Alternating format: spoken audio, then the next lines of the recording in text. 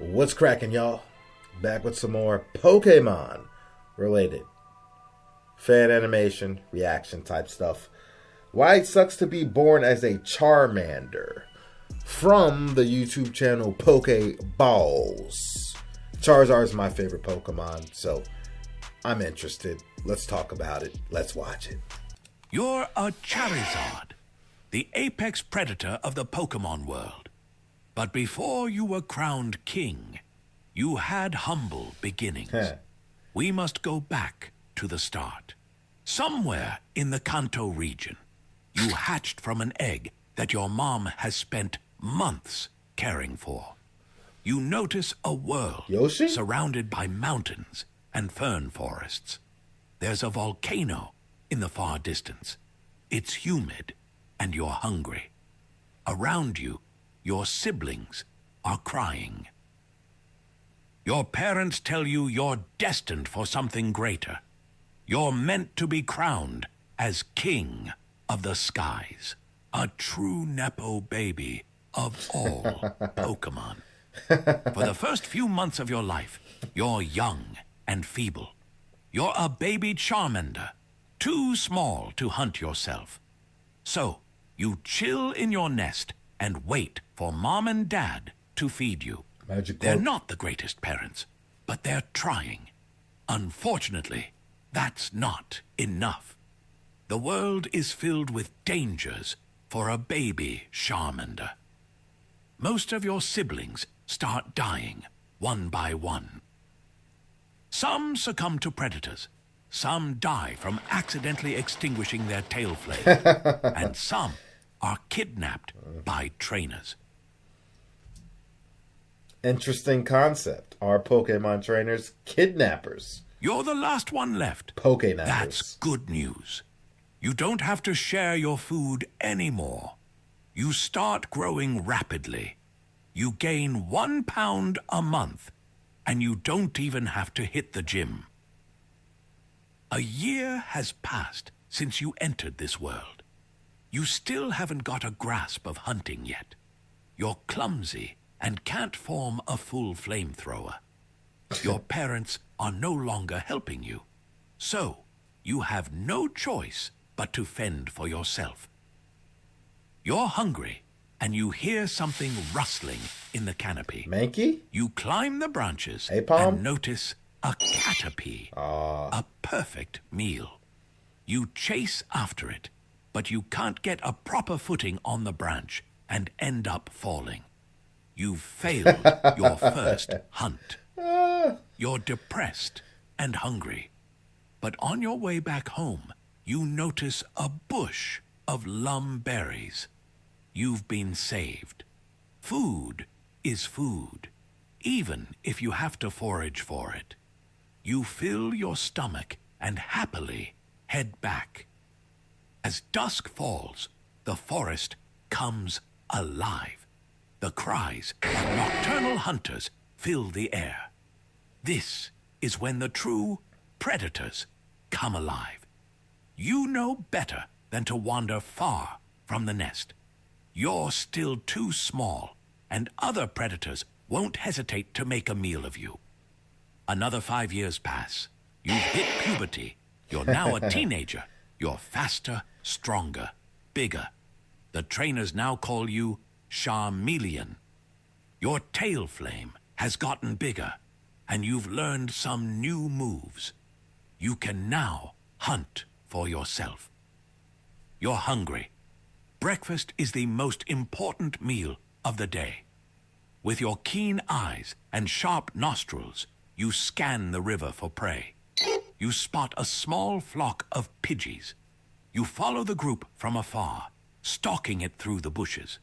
Slowly, you make your way forward.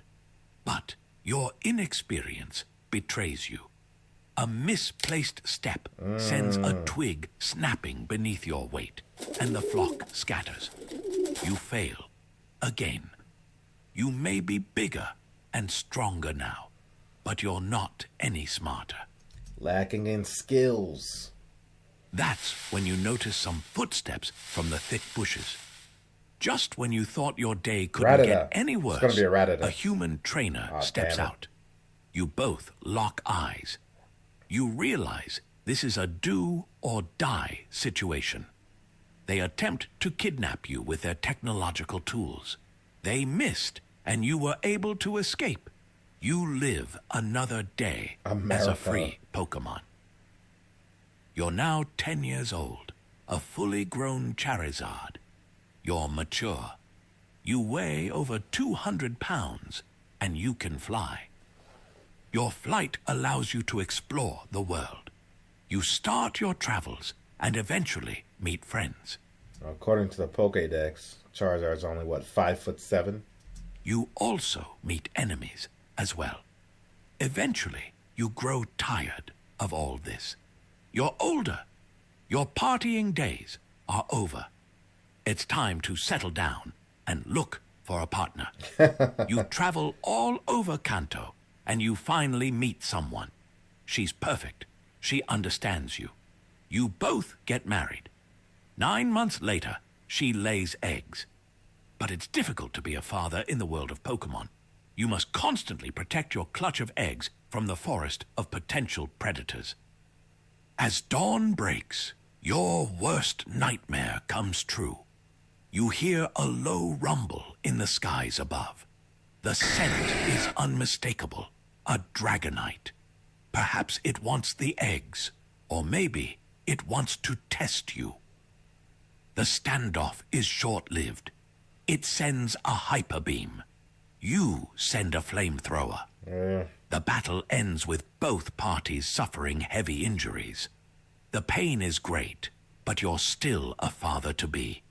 You stand your ground until the would-be intruder retreats. You finally collapse. You've ensured your kids live to fight another day. You've had a good life. You close your eyes for the final time. In hindsight, it probably would have benefited old boy to just let himself get captured. Assuming it's a good trainer, not an abusive trainer. But, seeing how things went for old Charizard there, might have just let my ass get caught. I wonder if they have more things like this with more Pokemon. Why it sucks to be that Pokemon. But regardless, I thought it was good. I thought it was interesting. I was immersed in the story. Simple animation, but it works. Doesn't take me out of the video at all. And I was genuinely curious to where this was going to go. I was. But hey, just sounds like a story with that any almost wild animal might go through. To be honest, the rough side of living in the wild and having to know where you can go, where you can't go, and starting a family and doing everything you can to protect your little babies and your eggs, your hatchlings. Actually, it sounds a lot like being a human. Talk about the wild. It sounds a lot like being a human. What? That's all I gotta say about it. That's a wrap for today's episode. I appreciate each and every one of you for stepping in, showing your love, showing your support, and I mean that from the bottom of my heart. Now, I could sit here and smack you all around with the generic like, comment, subscribe BS, but nobody gives a damn about that. So do whatever the hell you want to do, because you're going to do it anyway.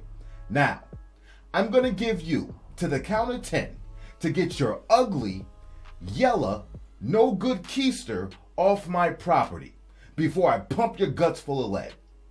I am Boo, and I am out.